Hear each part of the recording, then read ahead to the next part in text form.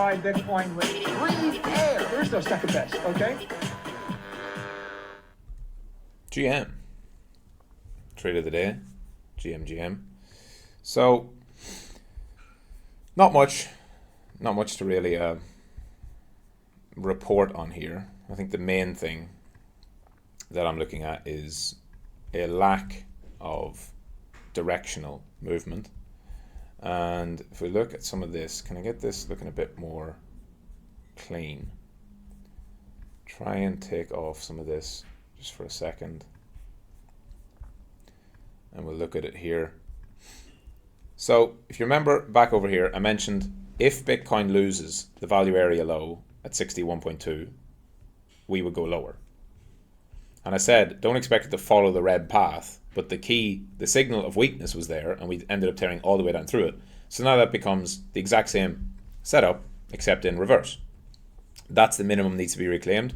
But to actually go back to where we were on Friday, when it was obviously a bad sign, but it was still holding the old value area, we need to reclaim it. Simple.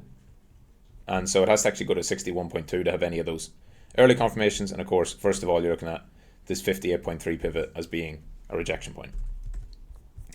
So zoom it all the way in, and we'll look at some of these levels that I had marked out yesterday. If I put these back on, probably need to find so many of these. There we go. Fixed range. Right, let's see some of these. In fact, I think I'll just do this. There we go. And we'll zoom it in. 15-minute. And we've got a few different areas here. We've got Monday's New York session, Tuesday's New York session, which is over here until 8 p.m. So I get this one. Just want to get it right. So 8. That's Tuesday's New York session. And we had Wednesday's New York session. Seeing how price develops on each of those days. Wednesday's NY session.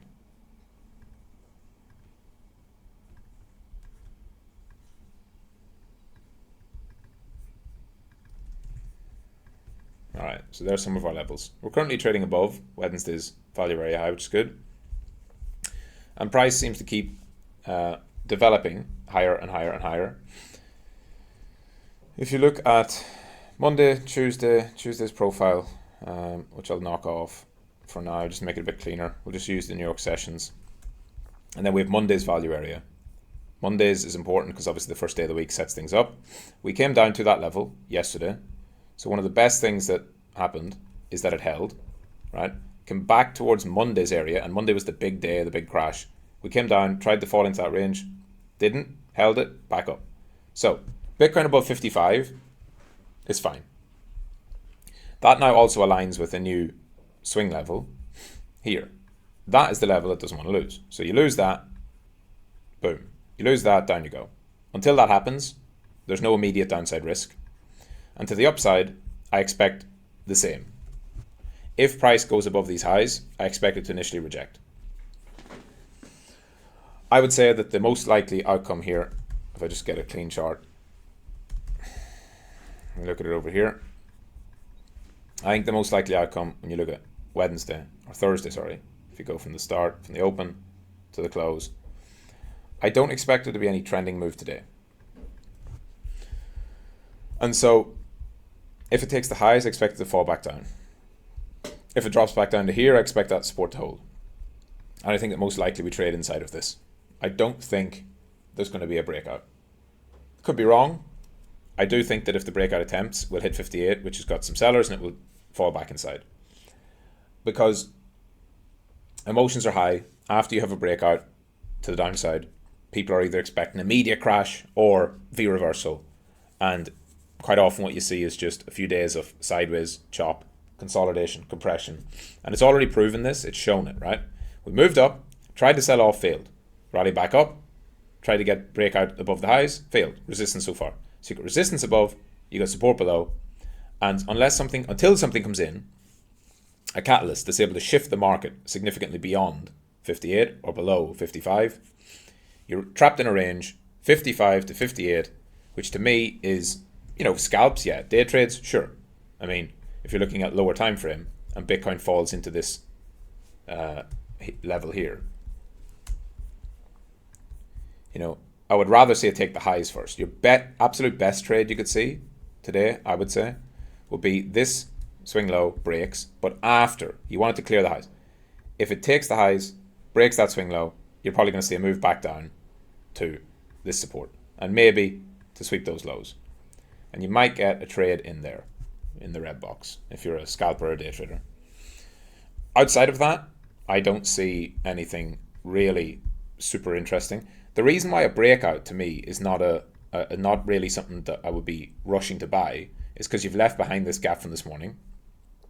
And if it were to break out and hold, it's quite easy for it to fall back down and fill that in.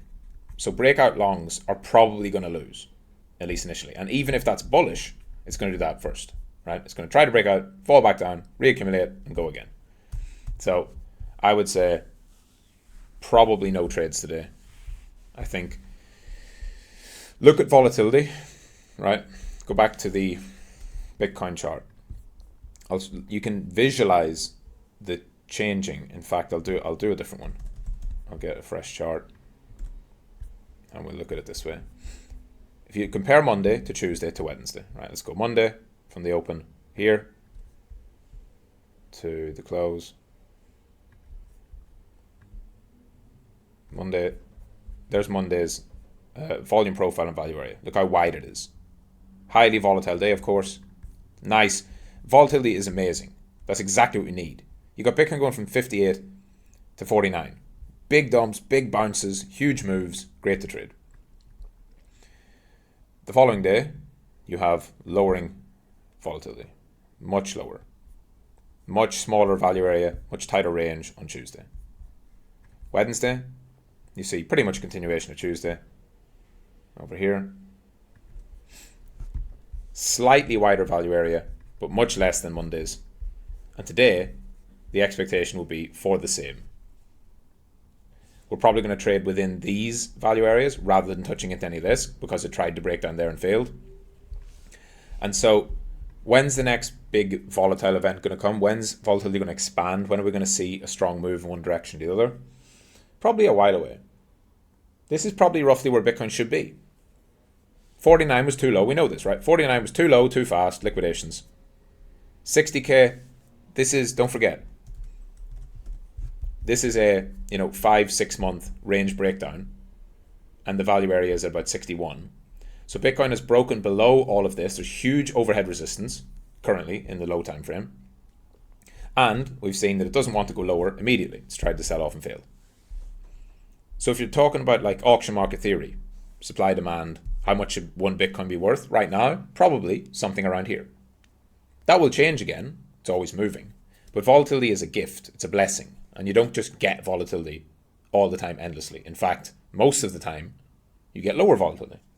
Unless there's a big catalyst like Japanese yen fucking unwinding, carry trade, or some massive, bullish event that causes a huge price spike. The rest of the time, you don't see too much. And you can have many days.